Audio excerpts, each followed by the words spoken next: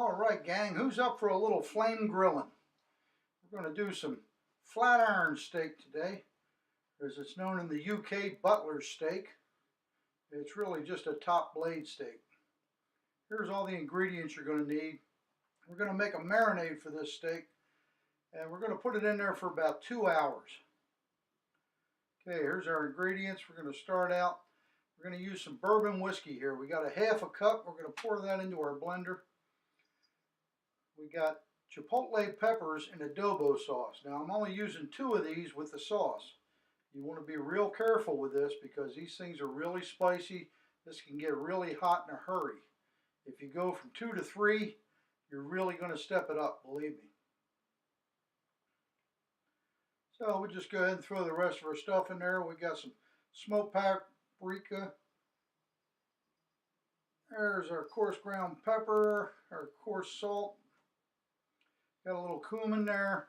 We've got some Italian seasoning we're going to use on this. It's just the regular stuff you buy in the store. We're going to put this into our blender and hit liquefy. It's going to make a nice thick marinade. It's going to make this steak taste delicious, and it's also going to tenderize it.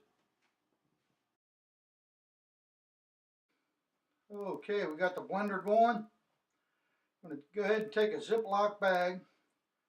We've got a 2-pound flat iron steak here. They usually run anywhere from 2 to 3 pounds.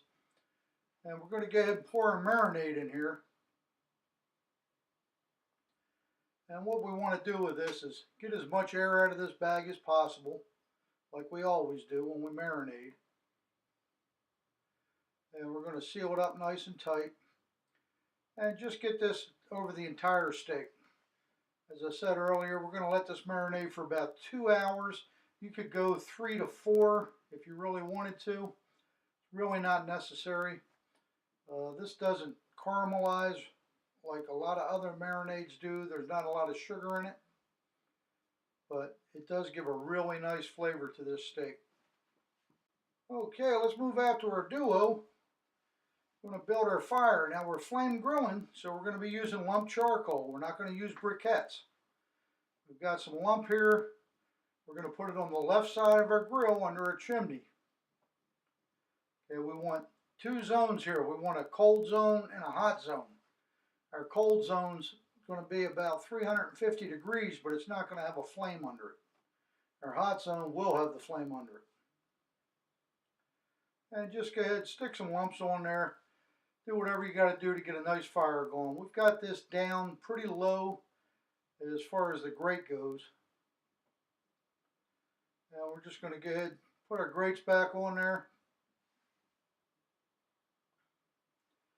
And we're going to let that sit for a while and just catch really well.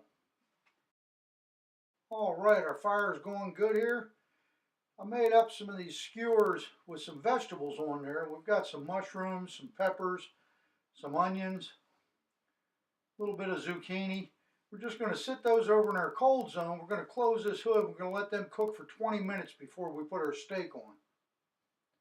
And as you can see, we're up about 375 degrees.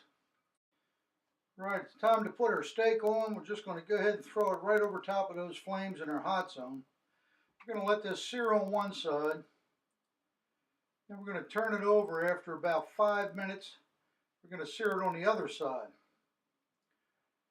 Now, once we do that, we're going to go ahead and close the hood and let it cook for about 10 minutes. 10 minutes is up. We're going to go ahead and flip it again. As I said, we're going to rotate this. We want to get those cross hatch marks on there. And we're going to close it up. We're going to let it cook for about another 10 minutes. Okay, we flipped it again. Let it go for its 10 minutes. We got some nice flames coming up there. Our skewers are done, and so is our beef. We're going to go ahead and slice this, plate it up. We got our skewers, made up a quesadillo and some beans there. It's really delicious. You might want to try this.